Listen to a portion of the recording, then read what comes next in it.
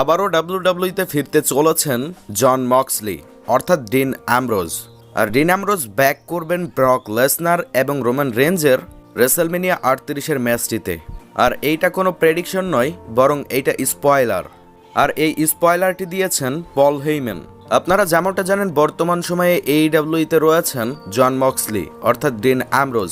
তিনি ডাব্লিউডাব্লিউই ছেড়ে অনেক আগেই চলে গিয়েছেন আর বর্তমান সময়ে AEW এর অ্যাক্টিভ সুপারস্টার।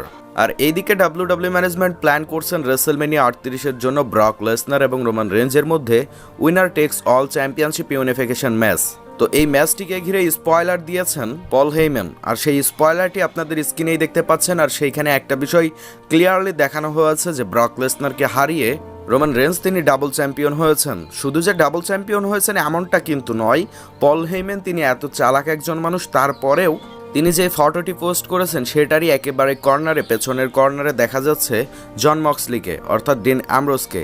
কেন ডিন অ্যামব্রোজকে দেখা যাবে? পল হেইম্যান তিনি অনেক বুদ্ধিমান একজন মানুষ, তিনি তো যে কোনো বিষয় পোস্ট করবেন না। আর খুব ভালো বুদ্ধি নিয়ে কাজ করেন পল হেইম্যান।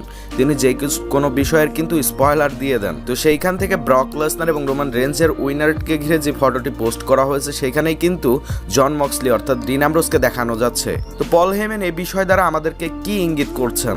আসলে কি জন মক্সলি অর্থাৎ ডিন অ্যামব্রোজ তিনি ডাব্লিউডাব্লিউতে ব্যাক আসবেন? দেখুন, এইটাকে ঘিরে বড় কোনো রিপোর্টস পাওয়া যায়নি।